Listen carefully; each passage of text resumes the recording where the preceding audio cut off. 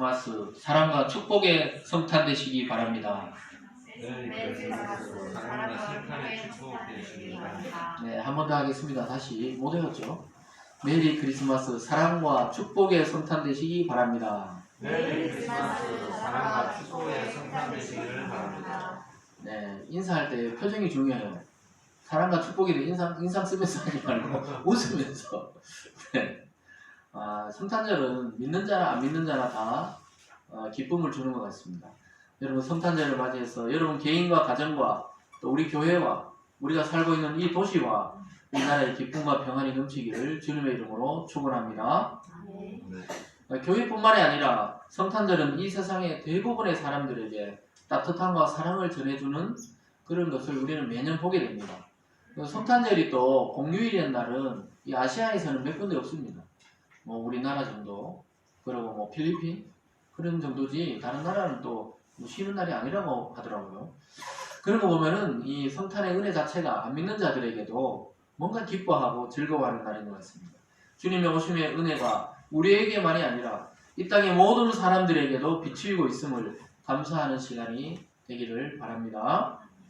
특별히 낮고 소외된 자들과 특별히 이민자들과 우리 이 땅에 와 있는 탈북자들에게도 주님의 은혜가 함께하기를 바라겠습니다. 오늘 본문은 우리가 좀 생소할 수가 있죠. 이 성탄의 메시지 치고는 이 구약을 가지고 왜 나타나셨을까 목사님이. 네, 이 예언은 오늘 성탄에 대한 예언입니다. 스가랴 선지자는 예수님이 이 땅에 오시기 전에 500년 전에 활동했던 선지자이자 제사장이었습니다. 이 스가랴 선지자가 500년 전에 이미 예수 그리스도께서 이 땅에 탄생하시고 그가 오시면 어떤 일을 행할지를 예언하고 있는 것입니다. 그래서 그 당시 이스라엘은 바벨론 제국의 포로가 되어 있었습니다. 그 포로 당시에 태어난 선지자이면서 제사장인 이 스가랴가 포로에서 해방되고 다시 이스라엘로 회복된다는 말씀을 하고 있습니다.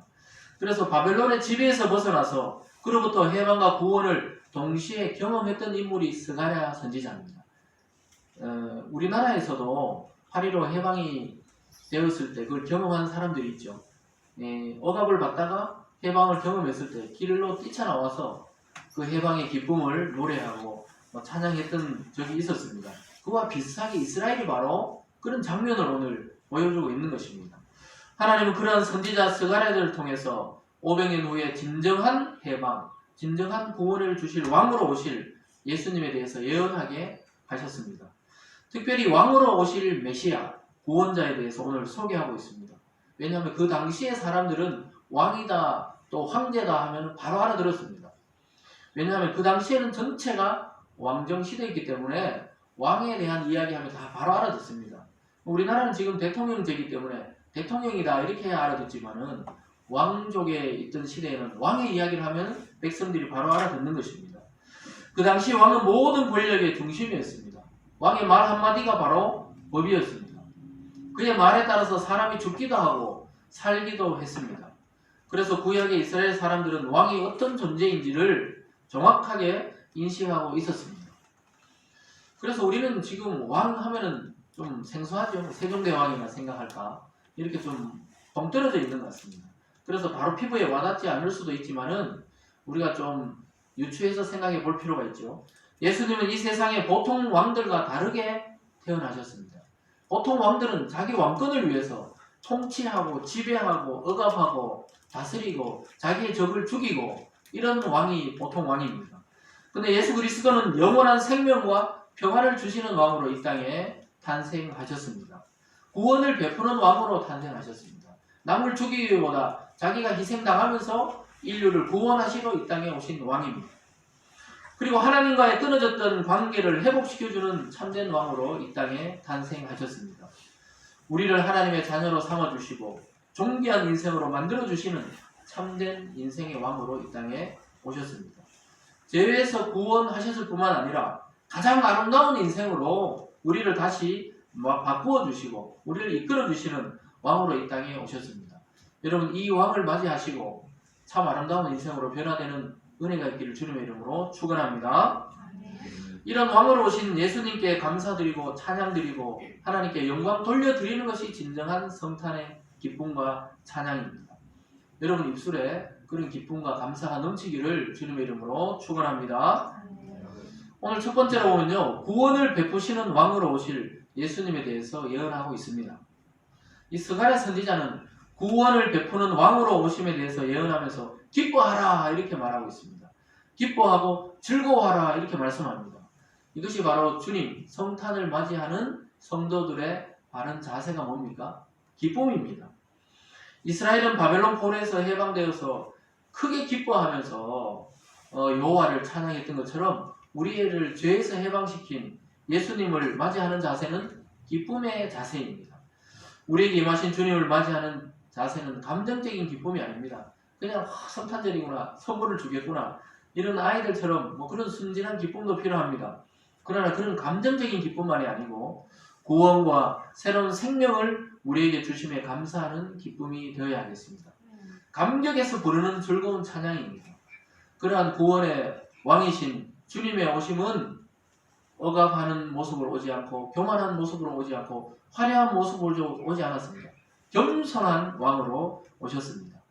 그래서 스가랴 선지자는 500년 후에 예루살렘 성의 그 수도에 입성하시는 예수님의 모습을 아주 낮은 자, 겸손한 자의 모습으로 오늘 예언하고 있습니다. 오늘 우리 함께 읽었던 본문 9절 말씀을 여러분과 함께 읽겠습니다. 본문 9절 말씀입니다. 시작. 시온에 따라 크게 기뻐할지어다. 예루살렘에 따라 즐거이 부를지어다. 보라, 내 왕이 내게 임하시나니 그는 공의로우시며 구원을 베푸시며 겸손하여 나귀를 타시나니 나귀의 작은 것 곧 나귀 새끼니라. 여러분 500년 전에 이렇게 스가랴 선지자가 예언했는데요. 예수님이 이제 본격적인 예루살렘에 입성하실 때, 전도를 위해서 또 자기의 사명을 선포하기 위해서 예루살렘에 입성하실 때 정말 나귀 새끼를 타고 성으로 입성하셨습니다. 여러분 나귀도 좀 말보다는 낫죠. 근데 나귀 새끼는 완전히 거의 강아지 큰 거하고 비슷해요. 개 큰 거 보면 송아지 같잖아요. 그런 걸 타고 오셨어요. 어떻게 보면 타고 간 것도 아니고 그냥 발을 걸치고 이렇게 끌고 가는 모습으로 그런 나귀 새끼를 타고 하셨습니다. 왕으로 오셨으면 막 흰 말을 타고 높은 안장을 가지고 그렇게 군말을 타고 오신 것이 아니고 나귀를 타고 겸손하게 자기의 약속된 땅 예루살렘 성을 향해 나귀를 타고 들어가는 장면이 공간복음이라 그래서 마태, 마가, 누가 신약성경 처음 세 성경에 다 이 사건이 드러납니다. 말을 타지 않고 스가랴의 예언에 따라서 나귀 새끼를 타고 예루살렘에 입성했어요. 가장 존귀한 왕이 가장 겸손한 왕으로 등장하는 모습을 보게 됩니다. 여러분 예수님은 진실로 이 땅에 겸손하게 오셨고 또 사는 모습도 겸손하게 사셨습니다. 예수님은 여우도 굴이 있고 새들도 자기 둥지가 있는데 인자는 머리 둘 곳이 없다. 집이 없이 3년 반 동안 그냥 떠돌이 생활하셨어요. 12명의 제자를 데리고 그냥 노숙자 생활을 하신 것입니다. 그러면서 하나님의 나라를 전파하신 분이 바로 예수님이십니다. 그러니까 사람들은 몰라보는 사람들은 무시했죠. 예수님의 몰골이 그냥 형편없었거든요. 무시했습니다. 그리고 저 사람이 하나님의 아들이라고 도저히 믿을 수가 없다. 이런 모습으로 오셨습니다. 하늘의 보좌를 버리고 마리아의 몸을 통해 인간의 육신을 입고 이 땅에 태어나신 하나님이신데 그렇게 낮고 천한 모습으로 오셨다는 것입니다. 그리고는 우리 인간을 위해서 십자가에 죽기까지 겸손하게 복종하심으로 우리의 구원을 완성해 주셨습니다. 여러분 그러한 예수님의 성품을 스가랴는 공의롭다, 겸손하다 이렇게 말씀하고 있습니다. 예수님의 이러한 예언은 말씀 그대로 예수님을 통해 이루어졌습니다. 인간의 왕들은 어떻습니까? 자기 왕권을 유지하기 위해서 친족도, 혈육도, 형제도, 부모도 죽이는 것이 왕권입니다. 근데 하나님은 그렇게 오시지 않았습니다. 오히려 겸손하게 인간에게 짓밟힐 정도로 연약한 모습으로 오셨던 것입니다. 왜 그렇게 낮고 천한 모습으로 오셨습니까? 가장 낮은 사람부터 가장 높은 자리에 있는 자까지 구원하셔야 되기 때문에 가장 미천한 자의 모습으로 이 땅에 탄생하셨습니다. 그분이 바로 우리가 믿는 예수 그리스도입니다. 믿습니까? 여러분 그분이 세상을 향해 외치고 있는 것이 뭡니까? 겸손의 왕으로 또 구원의 왕으로 오신 분이 외치는 것이 나를 믿고 하나님의 자녀가 되라 이렇게 말씀하고 있습니다. 그래서 세상을 향해서 성도와 교회는 이런 자세를 가져야 돼요. 교회가 너무 화려하거나 너무 막 세상 가운데 부자의 모습을 보이거나 이것은 옳지 않습니다. 교회와 성도는 항상 그리스도를 닮았다면 겸손하고 공의롭고 또 사랑으로 세상에 나타나야 되고 드러나야 하는 것입니다. 그래서 어쩌면 여러분 오늘 성탄절을 맞이해서 아주 성경적인 모습의 교회로 왔습니다. 가장 낮고 선하고 이제 개척한 지 며칠 안 되는 교회에 온 것은 하나님의 은혜인 줄 믿습니다. 아주 성경적인 삶을 오늘 실천하고 오셨습니다. 아멘 소리가 크네요. 또한 그렇다고 뭐 큰 교회를 욕하는 거 아닙니다. 또 사람 많은 교회는 많은 교회대로 하나님은 모든 교회의 영광을 다 받고 찬양을 받으시지만 여러분의 삶이 아주 낮은 자리로 오셨습니다. 높이는 제일 높아요. 5층으로 오셨네요. 네. 네, 주님께서 이 땅에 오심으로 시작된 하나님의 나라의 특징 또 다른 것은 평화입니다. 뭐라고요? 평화입니다. 평화. 우리말로 하면 평안이라고 볼 수도 있습니다. 모든 이들에게 평화와 평안을 주시는 왕으로 오셨습니다. 자기 왕의 자리를 보존하려고 오신 것이 아니고 오히려 인간들에게 평안을 주시려고 오셨습니다. 그분의 통치에는 한계가 없습니다. 오늘 조금 이따 읽어보면 바다에서 바다까지 이른다 이 말이 끝이 없는 세계를 말합니다. 그분이 주시는 구원에는 차별이 없습니다. 여러분 우리가 들어와 있는 이 하나님의 나라, 교회 공동체는 바로 그러한 것이 되어야 합니다. 차별이 없는 것이 되어야 됩니다. 10절 말씀을 함께 읽어보겠습니다. 시작. 내가 에브라임의 병거와 예루살렘의 말을 끊겠고 전쟁하는 할도 끊으리니 그가 이방 사람에게 화평을 전할 것이고 그의 통치는 바다에서 바다까지 이르고 유브라데 강에서 땅끝까지 이르리라. 주님이 오시면 놀랍게도 전쟁이 그친다고 했습니다. 전쟁이 그친다. 여기 보면 예루살렘 말, 그러니까 전쟁에 나간 그 말을 끊어버리고 전쟁하는 활도 없어지고 또 이방 사람에게 화평을 전한다. 옛날에 유대인들은 이방 사람은 짐승처럼 생각했거든요. 자기들만 하나님의 구원받을 백성이라 생각했고 이방인들은 그냥 좀 짐승 같다 이렇게 생각했습니다. 근데 그들에게도 화평의 소식, 구원의 소식을 전할 왕으로 오셨습니다. 예수님의 통치는 바다에서 바다까지, 이 대륙에서 저 대륙까지, 또 이 별에서 저 별까지 끝이 없이 펼쳐지는 그 통치권을 갖고 계십니다. 유브라데 강에서 땅끝까지, 그것은 자기가 머무는 곳에서 지금 바벨론 포로에서부터 땅끝에 이르기까지 통치하신다 이렇게 말씀하고 있습니다.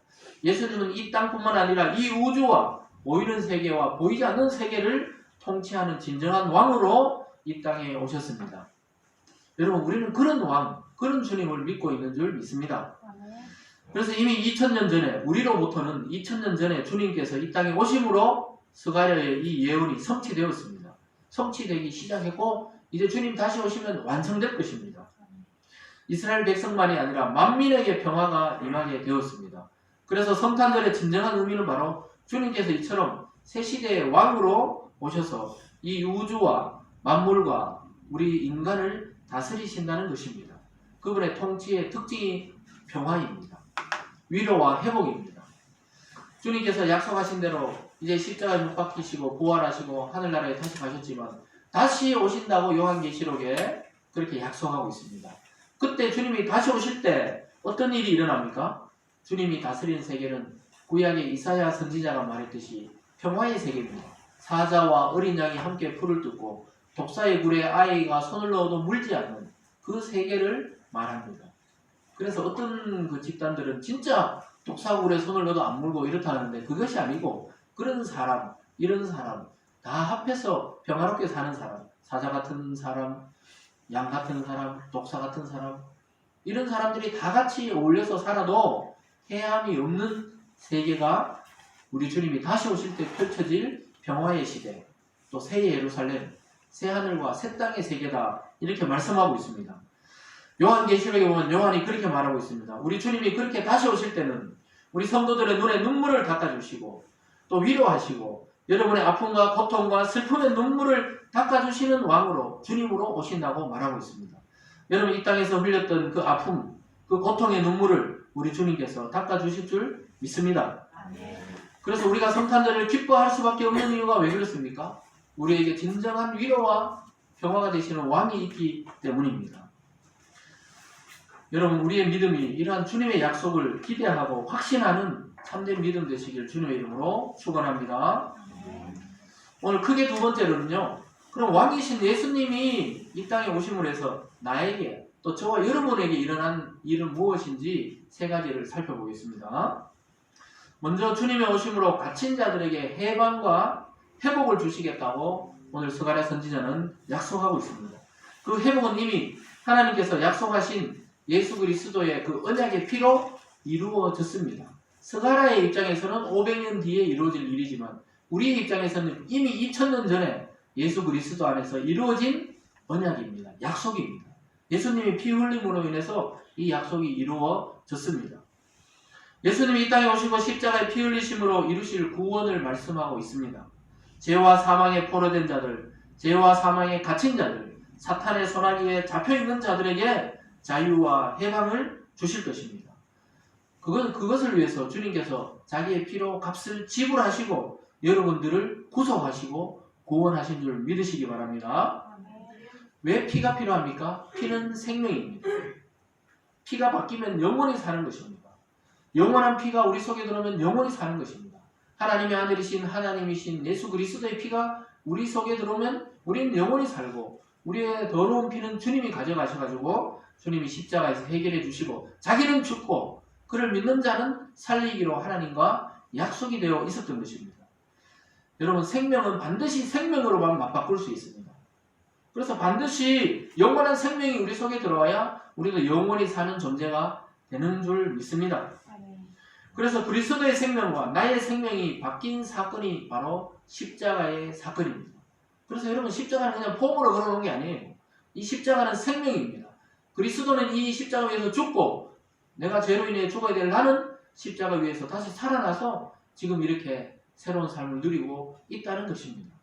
그래서 여러분 주님은 죽고 나는 사는 지점이 바로 십자가인 줄 믿음으로 받으시기 바랍니다. 그래서 그 피로 완전한 해방이 이루어질 것이라고 스가랴는 약속하고 있습니다.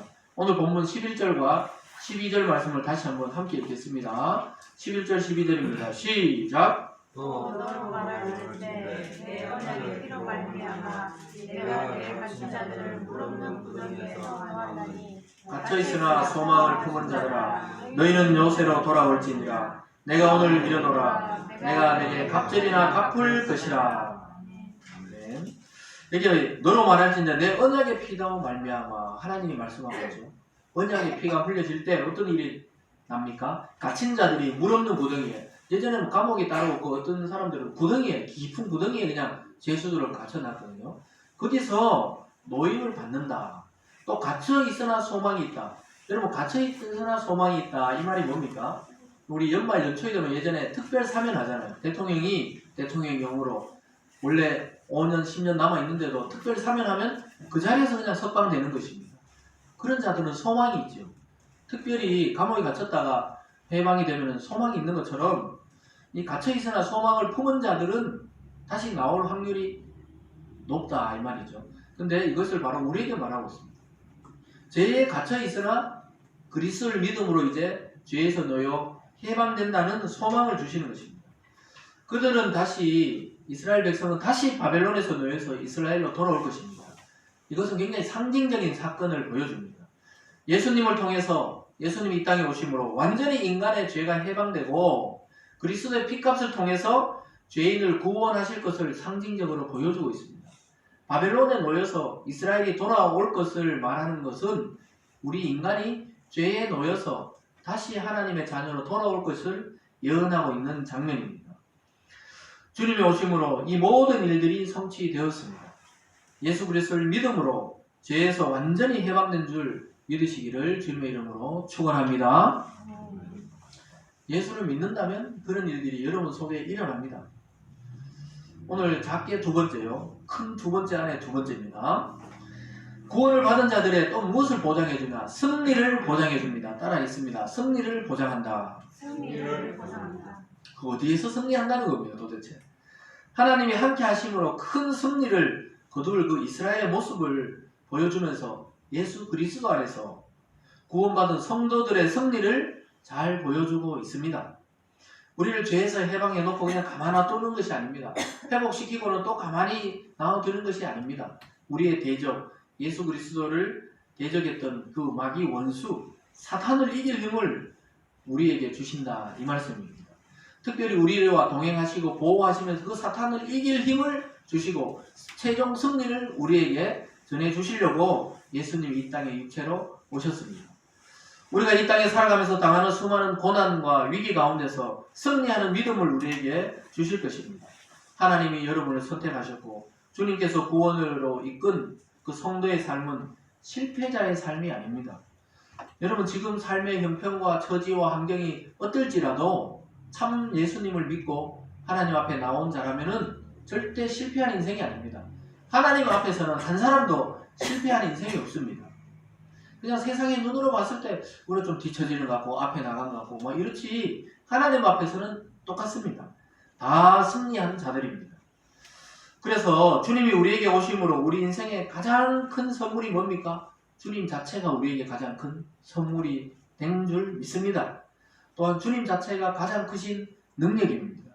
15절 말씀이 바로 그 말씀입니다. 15절을 함께 읽어보겠습니다. 시작. 만군의 여호와께서 그들을 보호하시리니 그들이 원수를 삼키며 물맷돌을 밟을 것이며 그들이 피를 마시고 즐거이 부르기를 술 취한 것 같이 할 것인즉 피가 가득한 동이와 같고 피 묻은 제단 모퉁이와도 같을 것이라.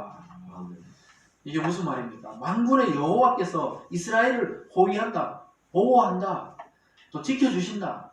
근데 우리가 신약으로 해석하면 예수님이 우리의 대장이 되시고 우리의 보호 장수가 되셔서 우리를 지켜주신다, 호위하신다 이 말입니다. 그래서 우리의 원수 마귀를 삼키신다, 박살내신다 이 말입니다. 예수님이 주님이 십자가에 죽었을 때 실패한 것처럼 보였지만 3일 만에 부활하시고 나서 사탄의 머리를 박살내시고 모든 믿는 자에게 자유와 해방을 주셨습니다. 여러분 안심하시기 바랍니다. 이때쯤 되면 이제 졸음이 쏟아질 때가 됐죠. 네. 따뜻하니까요. 네. 유일하게 안 조는 사람 누굽니까? 이 설교자는 안 졸아요. 저도 밑에 있으면 다른 분이 설교하면 좁니다. 성탄절은 졸아도 됩니다. 주님의 평화가 있기 때문에 제가 절대로 화를 내지 않도록 하겠습니다. 네, 평소에도 화를 안 내지만 어디까지 하다 이래 됐습니까? 예, 승리를 주신다 이렇게 말씀하셨습니다. 그래서 우리의 왕 대신 예수 그리스도는 장군이십니다. 예수님이 우리가 자꾸 성화 그림에 보면 뭐 잘생겼고 핸섬하고 머리가 길고 깨끗하게 생겼다 이러잖아요. 그렇지 않아요. 그 중동 지역에 그 지중해 지역에 사신 분이고 또 사람들이 볼 때 너 나이가 50도 안 돼 보이네 하면서 50대 같이 보인다 이랬거든요. 예수님이 33살에 돌아가셨는데 그때 너 50도 안 된 사람이 이러니까 예수님의 몰골이 어떤지 아시겠죠? 3년 반 동안 제자들과 노숙 생활하시고 산에서 생활하시고 잡힐 때도 어디서 잡혔죠? 감난산에서 제자들과 마지막 떡을 나누신 다음에 잡혔다는 사실입니다. 근데 힘은 셌어요. 베드로가 물에 빠질 때 한 손으로 건져 올렸습니다. 그 능력으로 여러분들을 오늘 또 지키고 있는 줄 믿습니다. 예수님이 목수였잖아요. 목수의 아들이라가지고 열심히 막 나무도 들고 이랬기 때문에 근육이 있었어요. 근데 보기에는 몰골이 그냥 사나웠던 것입니다. 그래서 구약의 선지자들이 예언했죠. 보기에 흠모할 것도 없고 뭐 이렇게 이쁘지도 않고 예수님 모습이 그렇다니까요. 우리가 쏟고 있는 겁니다. 그 그림에 쏟고 있어요. 예수님은 굉장히 좀 말랐고 까무잡잡하고 아마 파마머리, 뭐 곱슬머리 이런 거 있어요. 중동 사람들 막 뽀글뽀글한 머리 있잖아요. 그런 머리 있을 확률이 더 많아요. 긴 머리, 노란 머리. 이것은 유럽이나 그 미국이 기독교의 기득권을 갖고 있다 보니까 그렇게 하는 거지. 실제 예수님은 뭐 우리랑 더 닮았을 수 있을 수 있습니다. 예. 그것은 그냥 상상이니까 너무 믿지는 마시고. 그러나 예수님은 힘이 있는 분이에요. 기도하면 바다를 잠잠케 하시고 병든 자를 고치고 물에 빠진 베드로를 한 손으로 건져내시는 힘 있는 장수였습니다. 그래서 여러분들을 어려움에서 건져주시는 호위 장수고 대장인 줄 믿으시기를 바랍니다. 네. 여러분 예수님을 대장으로 모셔야 돼요. 다른 분은 힘이 없어요. 다 늙고 죽고 병들고 이런 사람밖에 없습니다. 주님은 부활의 왕이 되시고 부활의 주님이 되셔서 그 힘 있는 장수로 우리를 돌보고 계십니다. 그래서 우리의 신앙은 피상적인 막연한 개념이 아니에요. 죽고 뭐 예수 믿으면 구원받고 이런 머리로 지식으로 아는 그런 것이 아니에요. 삶입니다. 사상이 아니고 삶입니다. 삶. 관념이 아니고 행위입니다. 행위. 예수님이 하나님이 우리를 사랑했다는 것이 관념이 아니에요. 진짜 육체가 되어 우리 대신 죽으러 이 땅에 오셨는 행위입니다. 우리가 행위로 구원받는다는 것은 아니에요. 그렇지만 우리의 삶이 그리스도인인지 아닌지를 증명할 것입니다. 하나님의 약속이 그리스도 안에서 분명하게 이루어진 역사가 바로 성탄입니다. 2000년 전에 베들레헴에서 나신 아기 예수님 안에서 구체적으로 이루어진 사실이 바로 오늘 스가랴가 예언하는 이 역사적인 사실입니다. 우리의 구원은 죽어서 천국 가는 것이 아닙니다. 죽어서 천국 가는 것은 그것은 우리 죽음 이후의 일이고 이 땅에서 이미 천국을 누리고 사는 것이 참된 성탄의 복입니다.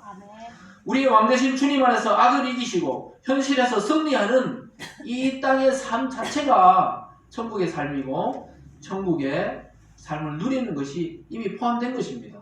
여러분 죽어 천국 가는 것은 당연한 것이죠. 그건 너무 생각하지 마세요.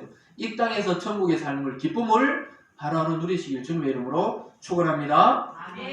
그래서 여러분의 왕이 되신 주님 안에서 여러분도 악을 이기시기 바랍니다. 그리고 사탄을 이기고 승리하시고 또 여러분을 통치하고 인도하고 보호하시는 진정한 왕이신 예수님 안에서 그 예수를 믿는 성탄절이 되시기를 바랍니다. 오늘 마지막으로 그러면 왕이신 주님이 우리에게 베푸신 은혜는 무엇이냐? 그것은 바로 축복과 형통과 존귀함입니다. 예수님은 하나님의 아들로 이 땅에 오셨습니다. 아버지의 영광과 권세가 동일하신 예수님의 모습을 보게 됩니다. 그래서 예수님은 우리와 똑같은 사람이시면서 또 하나님과 똑같은 하나님의 능력을 가지고 있었습니다. 그래서 사람들이 믿기가 어려워요. 아니 너 마리아의 아들 아니냐? 요셉의 아들 아니냐? 맞죠. 그러나 참 하나님의 아들이었다는 사실도 사실이라는 것입니다. 하나님과 권세가 동일했어요. 그러니까 죽은 나사로를 살리기도 하시고 물 위를 걷기도 하시고 또 바다를 잠잠케도 하시고 또 오병이어로 5,000명을 먹이시기도 하시는 기적을 베푼 것은 하나님의 능력입니다. 그러나 우리는 그 하나님의 능력만 가지고 살 수 없어요. 우리는 십자가에 달리신 그리스도를 믿음으로 그 지점에서는 우리와 동일하십니다. 인간이 되셔서 죽었다는 그 사실에서 우리는 희망을 발견해요. 왜냐? 죽었는데 살았기 때문에 그 주님을 믿어야 돼요. 우리를 걷는 주님, 바다를 잠잠케 하는 주님, 병을 고치는 주님, 오병이어로 5,000명 먹이는 주님은 우리가 너무 멀어요. 너무 동떨어져 있어요. 그것도 사실이지만 그 예수님 믿어가지고 우리는 공허해요. 우리는 그런 능력이 안 나타나니까. 근데 십자가에 달려 돌아가신 주님은 우리와 똑같아요. 왜요? 우리도 죽으니까. 그 지점에서 우리는 주님의 능력으로 부활이 될 것입니다. 그래서 누구나 동일하게 죽고 동일하게 다시 살아나요. 안 믿는 자도 살아나서 지옥 심판을 받고 믿는 자도 다시 살아나서 하늘의 천국의 심판을 받아서 하나님 나라로 가게 됩니다. 그래서 십자가에 달리신 그리스도를 발견해야 참 성탄절이 되는 것입니다. 다른 모습으로 오신 주님은 우리가 너무 떨어져 있어서 흉내낼 수가 없어요. 무슨 말인지 따라오셨습니까? 예수님이 우리에게 찾아오시고 우리에게 베푸신 구원의 특징 중에 가장 큰 은혜가 바로 축복과 존귀함입니다. 오늘 16절, 17절 말씀을 함께 읽겠습니다. 시작!